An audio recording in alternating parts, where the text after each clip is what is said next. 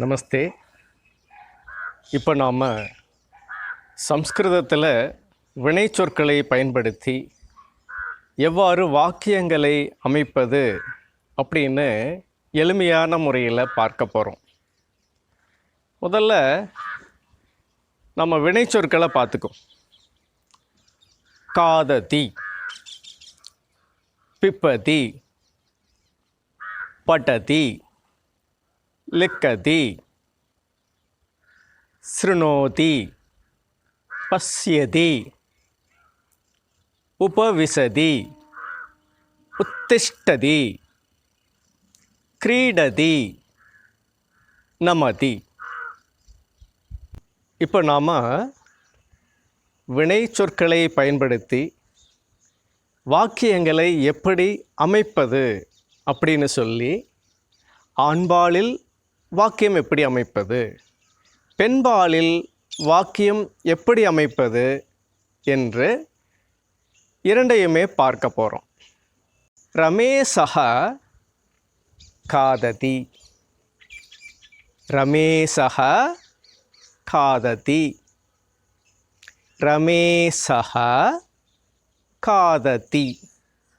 என்ன அர்த்தம்?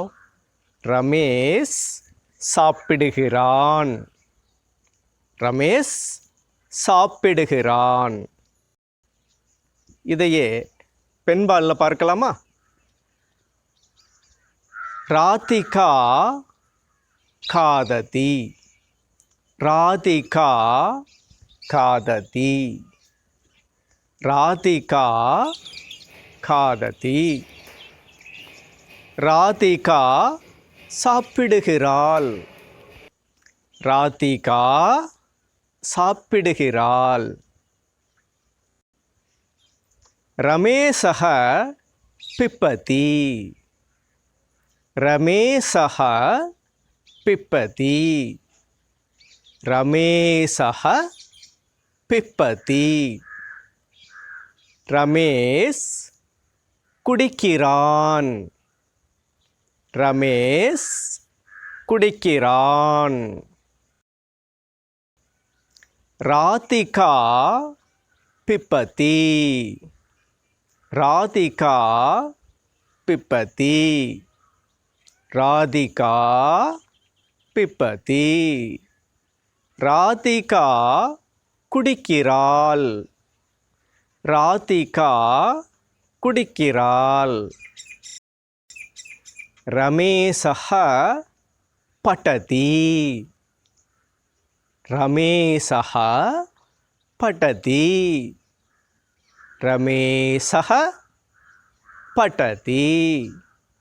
ரமேஷ் படிக்கிறான், ரமேஷ் படிக்கிறான்.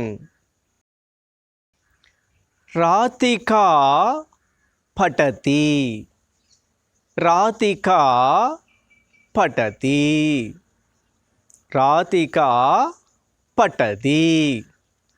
ராதிகா படிக்கிறாள், ராதிகா படிக்கிறாள். ரமேசஹ லிக்கதி, ரமேசஹ லிக்கதி, ரமேசஹ லிக்கதி. ரமேஷ் எழுதுகிறான், ரமேஷ் எழுதுகிறான். ராதிகா லிக்கதி, ராதிகா லிக்கதி, ராதிகா லிக்கதி. ராதிகா எழுதுகிறாள், ராதிகா எழுதுகிறாள். ரமேசஹ ஸ்ருணோதி, ரமேசஹ ஸ்ருணோதி, ரமேசஹ ஸ்ருணோதி. ரமேஷ் கேட்கிறான், ரமேஷ் கேட்கிறான். ராதிகா ஸ்ருணோதி, ராதிகா ஸ்ருணோதி. ராதிகா ஸ்ருணோதி.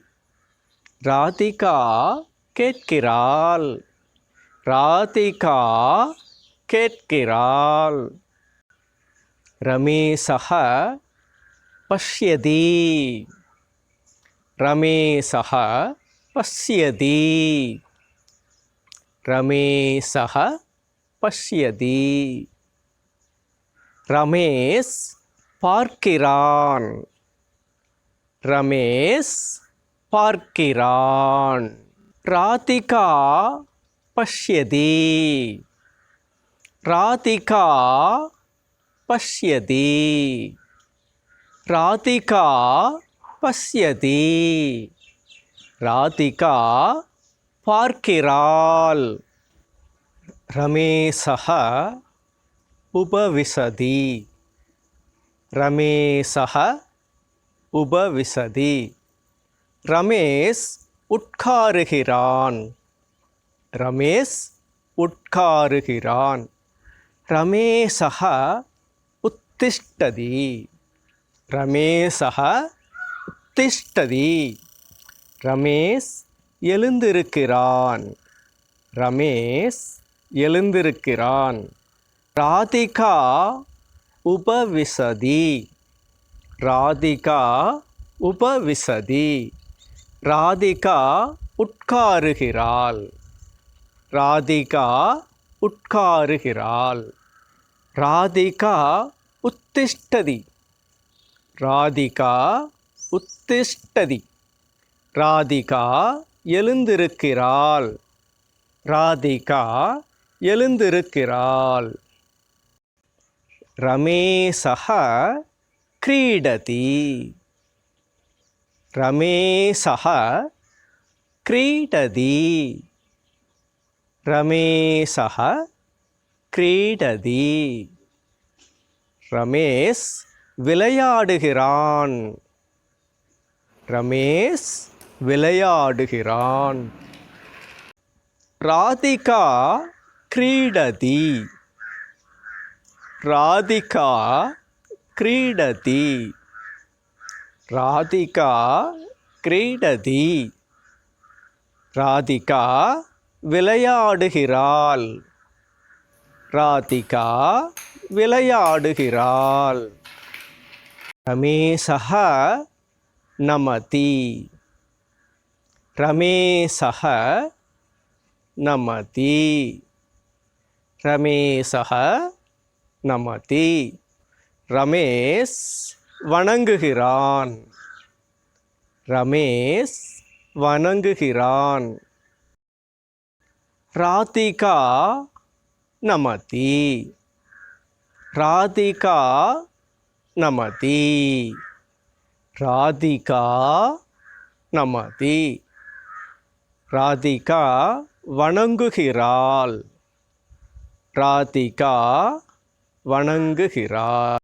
இப்போது வினைச்சொற்களை பயன்படுத்தி வாக்கியங்கள் அமைப்பதை நாம் கற்றுக்கொண்டோம் இல்லையா? இதே போல் நம்முடைய அன்றாட வாழ்க்கையில் பயன்படுத்தக்கூடிய சம்ஸ்கிருதத்தில் உள்ள வினைச்சொற்களை பார்க்கலாமா? கச்சதி செல்கிறான். ஆகச்சதி வருகிறான். வததி பேசுகிறான். பிரக்ஷாலயதி கழுவுகிறான்.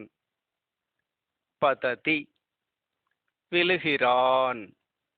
தியஜதி விட்டு விடுகிறான்.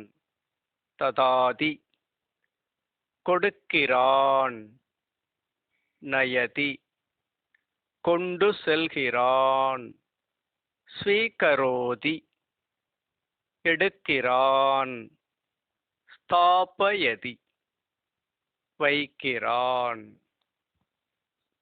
இப்போ நாம் சம்ஸ்கிருதத்தில் வினைச்சொற்களை பயன்படுத்தி எளிமையாக எப்படி வாக்கியம் அமைப்பது அப்படிங்கிற விஷயத்தை நம்ம கற்றுக்கொண்டோம். அதோட சில வினைச்சொற்களையும் நாம் பார்த்துருக்குறோமா? இப்போ நீங்கள் இந்த வினைச்சொற்களை பயன்படுத்தி வாக்கியங்களை அமைத்து பழக வேண்டும். எப்படி ரமேசக காததி, ராதிகா காததி, அந்த மாதிரி ரமேஷக பதிலாக சுரேஷக, கோபாலக, ராமக, இந்த மாதிரி வேறு வேறு பேரை வச்சு நீங்கள் வாக்கியங்கள் எழுதி பழகலாம். அதே மாதிரி ராதிகா அப்படிங்கிற பேருக்கு பதிலாக உமா, லலிதா, மேகலா, மேனகா, இப்படி மாற்றி வினைச்சொற்களை சேர்த்து எழுதி பழகலாம். எழுதுவீங்க. ரொம்ப சந்தோஷம். தன்யவாதக. நன்றி.